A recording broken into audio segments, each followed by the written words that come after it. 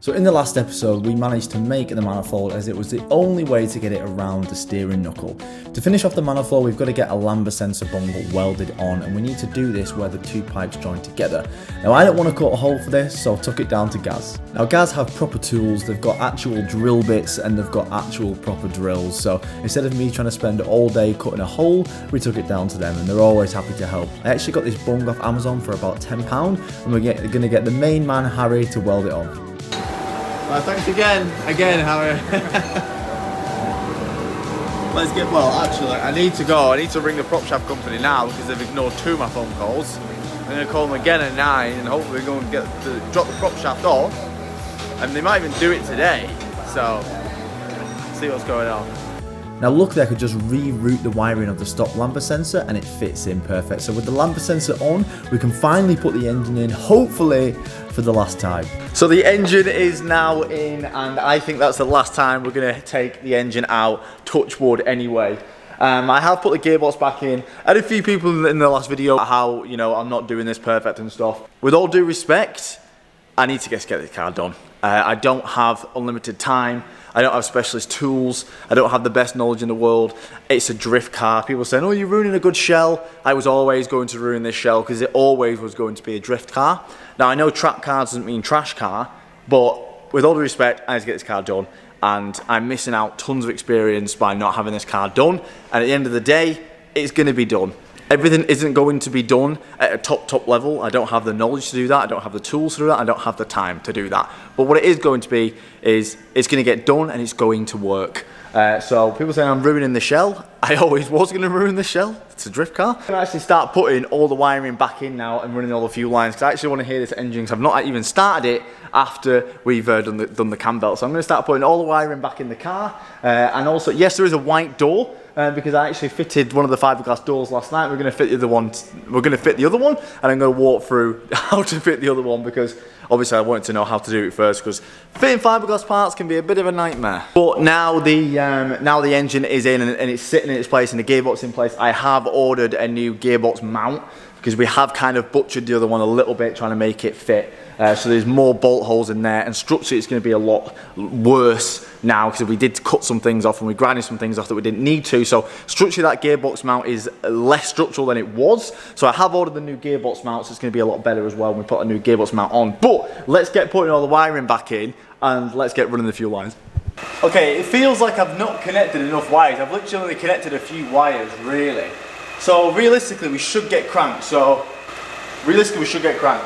It's not going to start, I've not got the fuel lines in, I've not got the fuel pump connected. We should get cranked. Yes! So with it cranking, all we've got to do now is hook up the fuel lines and it should start.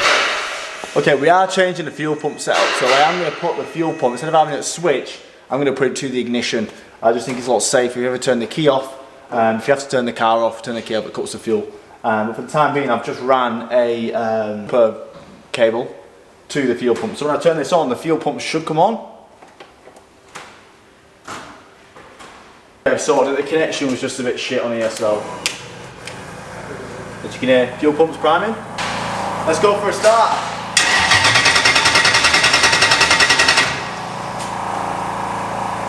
Mass sensor.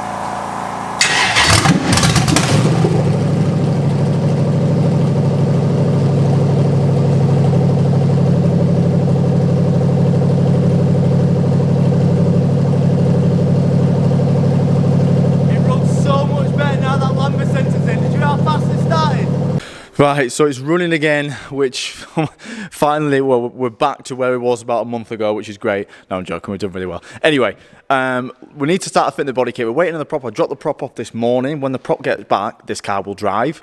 So we need to start cracking on with some other things. This is the fiberglass door, which I fitted last night. It's all working, it opens, it closes, and it's so light, it's unbelievable. Obviously, we had to cut out everything. We had to change over all the lock. I had to cut out a bit here, so I had to cut out everything. I had to cut out where this goes, I had to cut out where the lock goes, I had to cut out the front for the door handle. The only annoying thing is that these have studs on a standard, so you can just put the nuts in. You can't really do that to fiberglass, obviously, so I've had to just have 2 little bolts here holding the door handle in. It is what it is, we'll paint over them and you'll never know. So I obviously did this last night because there's 100 ways to put a door on and it's hard to line it all up. So I know what I'm doing, so we'll show you the other door. Now I'll just show the weight difference in these is honestly incredible. That is so light. Now this, all the people who've been whinging about me ruining a good shell, wait till you see this door. So to get the door, there is absolutely no way to get the lock mechanism out of the door without ruining it. So I've had to cut up all the door just to get the mechanisms out. I tried without ruining it. It was impossible. You could not get it past this window slider, so it's either cut that or cut the door.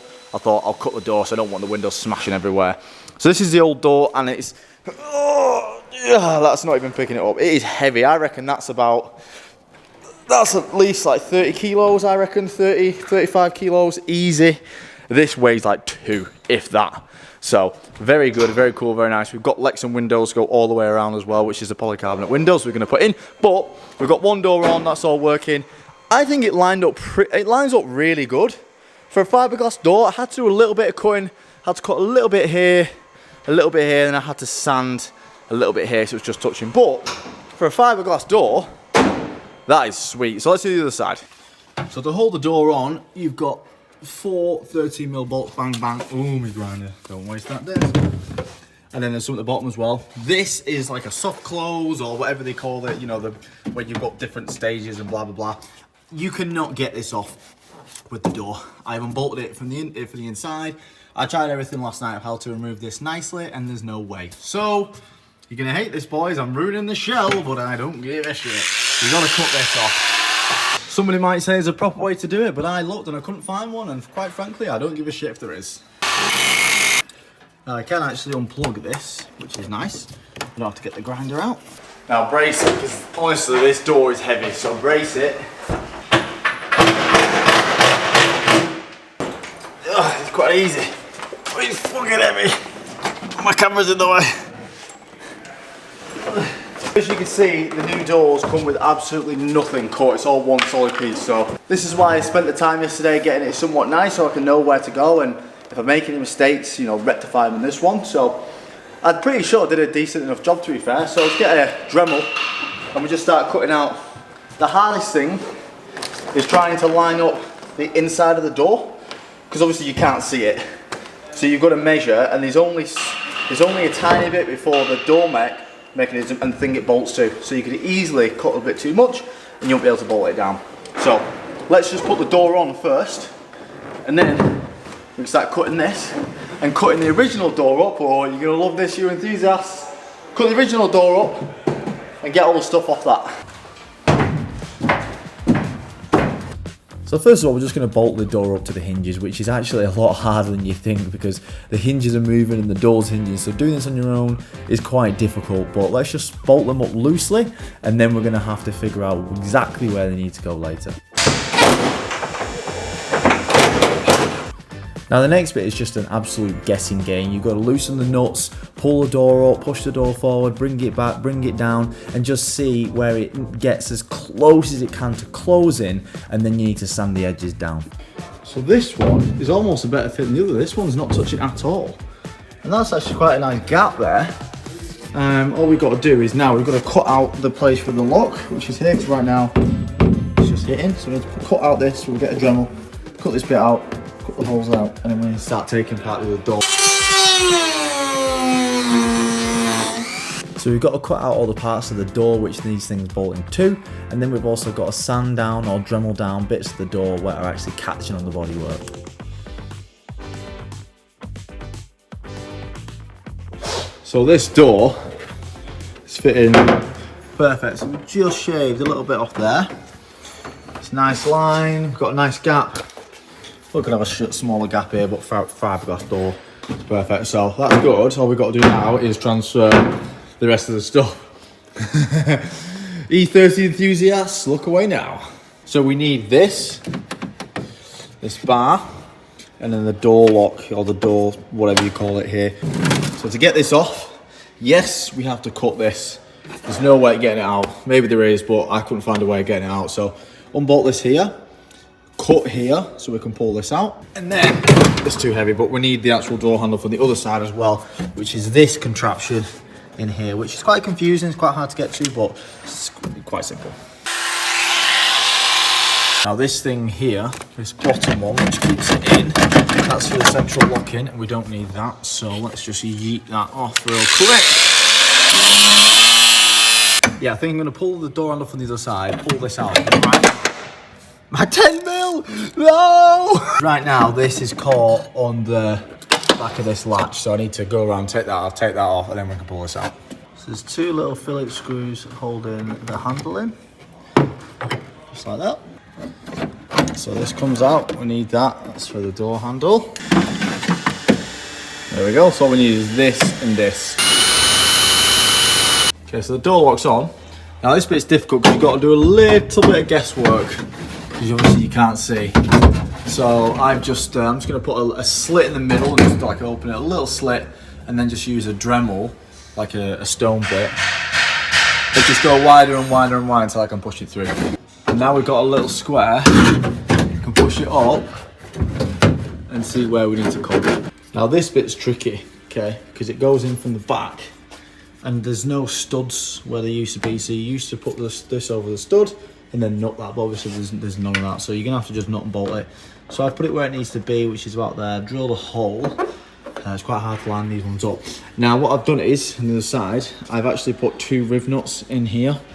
So I'll put 2 riv nuts in there, then we can bolt it up, and then we're gonna have to put a small bolt through the door on this side. And that's the best I could do. If someone had something nicer and prettier, let me know, but I couldn't think how to secure this to this door without putting a bolt through there, so yeah. Right, so the engine is in, the engine's running, the gearbox is on. We have ordered a new mount to put on just because I've butchered that one a little bit. Now we've got to start finishing up the car. So ideally I need to run the brake lines. But to run the brake lines go through the hydro. So I need to mount the hydro, but to mount the hydro, I need to know where I'm gonna sit. And to know where I'm gonna sit, I need seats. So we're gonna be putting in some bucket seats today, and once the bucket seats are in, we can fully run all the brake lines. So we've got Ellis, come on Ellis. Ellis is, you remember Ellis from the last episode who thought he was gonna beat me at karting. I know, we all laughed as well. Ellis is here helping today, and we're going to do some welding. What, are you excited to do some welding?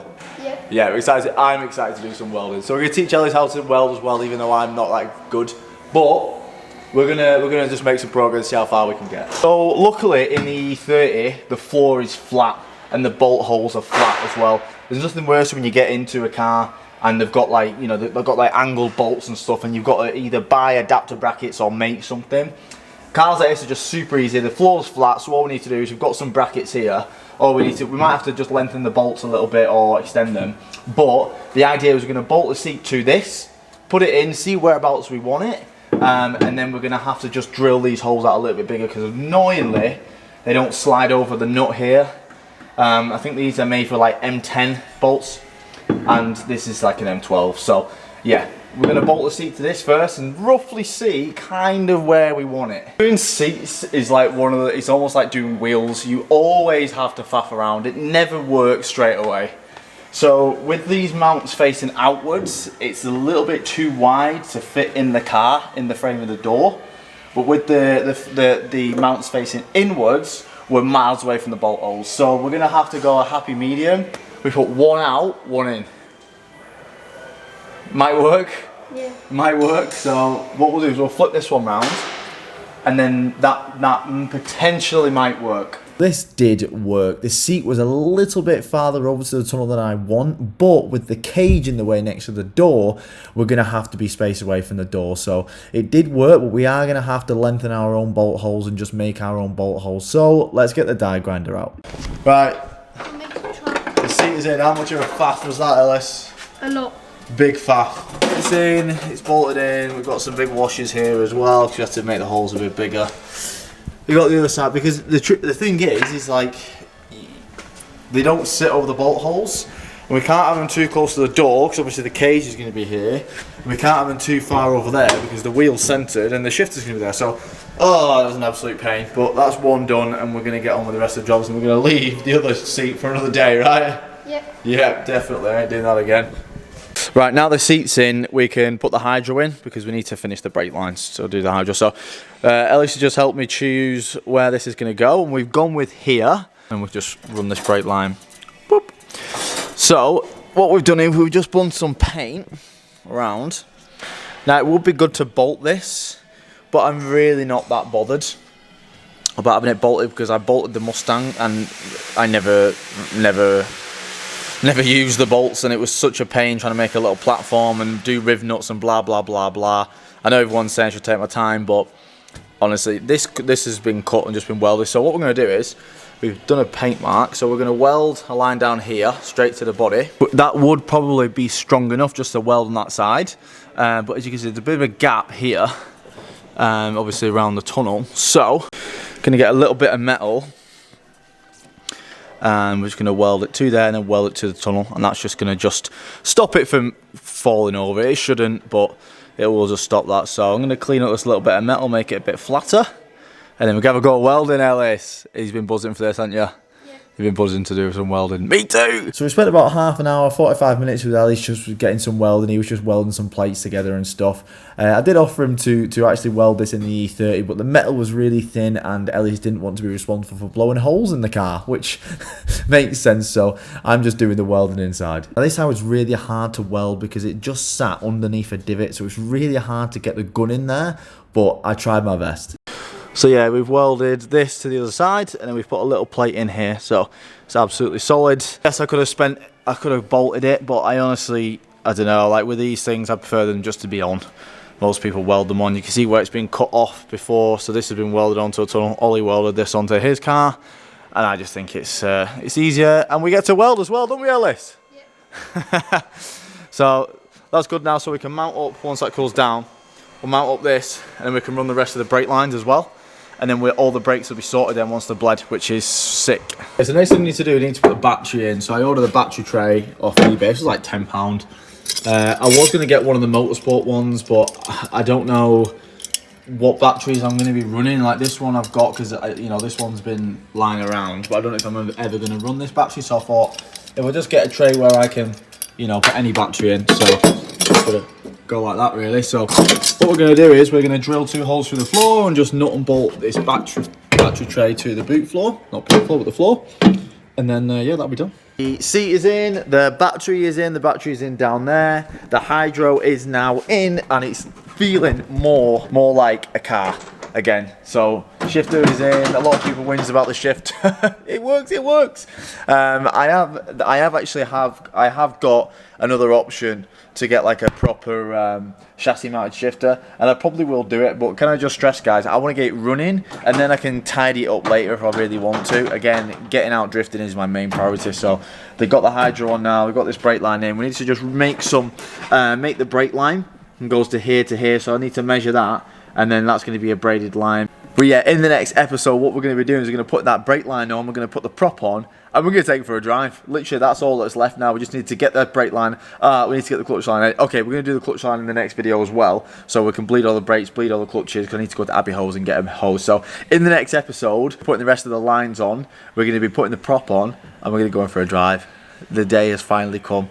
So I love you all, and we'll see you in the next video.